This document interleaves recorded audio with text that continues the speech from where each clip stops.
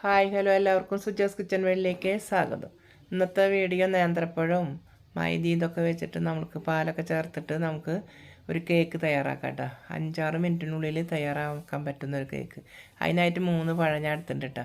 ആ 3 പഴത്തിൻ്റെ തൊലിക്കൊന്ന് കളഞ്ഞ് എടുക്കാം കേട്ടോ. നമ്മൾ തൊലി കളഞ്ഞെടുത്തിട്ട് അതിൻ്റെ നടു കീറിയെടുക്കണം കേട്ടോ. കറക്റ്റ് നടു കീറിയെടുക്കണം കേട്ടോ. അപ്പോൾ അതിൻ്റെ നടു ഇതുപോലെ 3 നടു കീറിയെടുക്കുക. ഇതുപോലെ ഒപ്പം ഒരുപോലെ ആക്കി എടുക്കട്ടിട്ട് ഇങ്ങനെ കമത്തി വയ്ക്കും. ഇപ്പോൾ 3 നടു കീറി കറക്റ്റായിട്ട് എടുത്തിട്ടുണ്ട് കേട്ടോ. ഇനി ഇതൊരു പാൻ ചൂടാക്കാൻ വെക്കിയിട്ടുണ്ട്.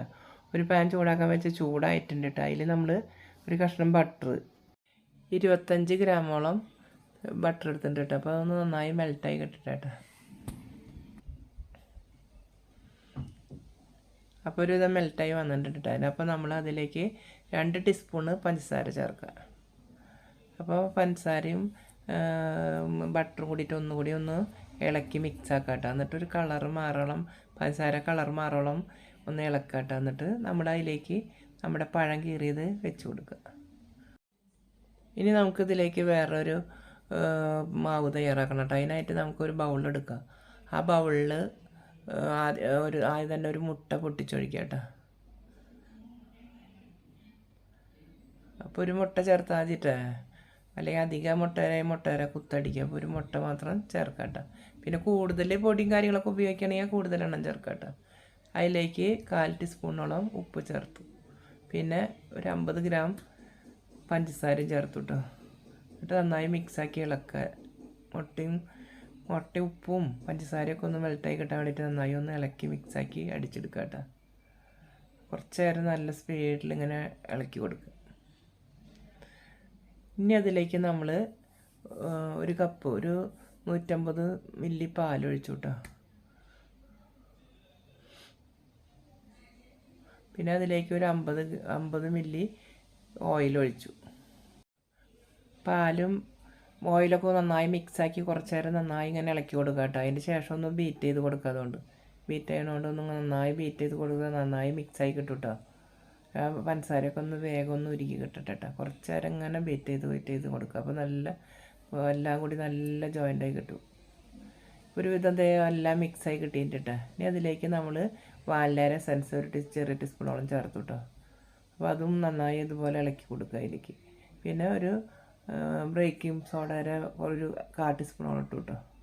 ഒന്ന് പൊന്താൻ വേണ്ടിയിട്ടുള്ളതാണ് കേട്ടോ. അത് മാവ് ഒന്ന് പൊന്തി കിട്ടാൻ വേണ്ടിയിട്ട്. പിന്നെ അതിലേക്ക് നമ്മൾ കൊക്കോ പൗഡർ ഇല്ലേ, അത് ഒരു 50 ഗ്രാമോളം ചേർത്തിട്ടോ. എന്നിട്ട് നന്നായി മിക്സാക്കിയിട്ട് ഇളക്കുക.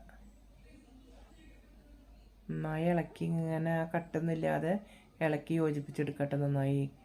അപ്പോൾ ബീറ്റ് ചെയ്യണോണ്ട് ഒന്നുകൂടി ബീറ്റ് ചെയ്തിട്ട് നന്നായി ഇളക്കി ആ കട്ടകളൊക്കെ ഒന്ന് ഉടയ്ക്കുക.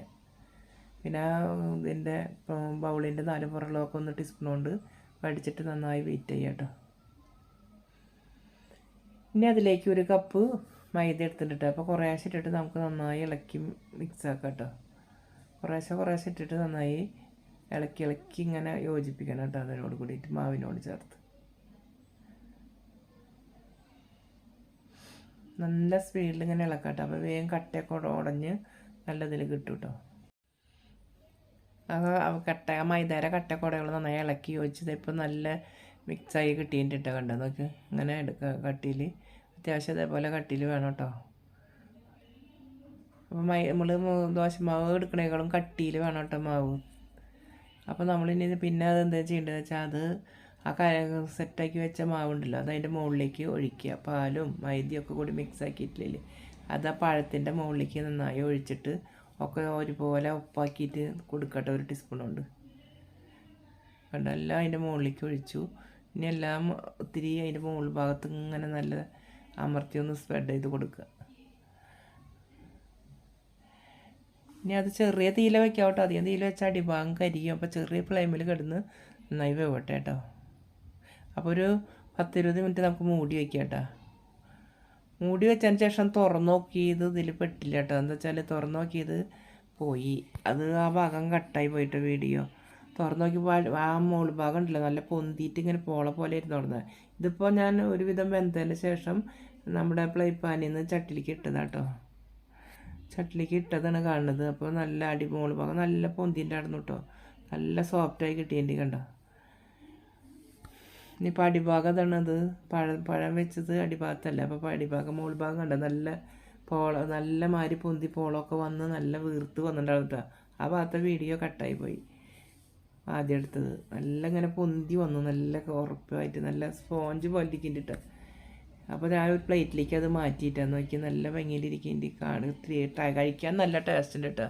പെട്ടെന്ന് ഒരു 5-6 മിനിറ്റ് കൊണ്ട് തയ്യാറാക്കാൻ പറ്റുന്ന കേക്കാട്ടോ അത്. അപ്പോൾ എല്ലാവരും ഇതുപോലെ ചെയ്ത് നോക്കുക. എല്ലാവർക്കും ഇഷ്ടപ്പെട്ടെങ്കിൽ സബ്സ്ക്രൈബ് ചെയ്യുക, ലൈക്ക് ചെയ്യുക, ഷെയർ ചെയ്യുക, ബെൽ ബട്ടൺ അമർത്തുക. പുതുതായി വല്ലവരും കാണുന്നവരുണ്ടെങ്കിൽ ദയവ് ചെയ്ത് സബ്സ്ക്രൈബ് ചെയ്ത് കാണാം കേട്ടോ. നല്ല കഴിക്കാനും നല്ല ടേസ്റ്റ് ആട്ടോ. നേന്ത്രപ്പഴമൊക്കെ നല്ല ഹെൽത്തി ആയ സാധനമാണ്. എല്ലാവരും പോലെ ചെയ്ത് നോക്കാം. എല്ലാവർക്കും ബായ്.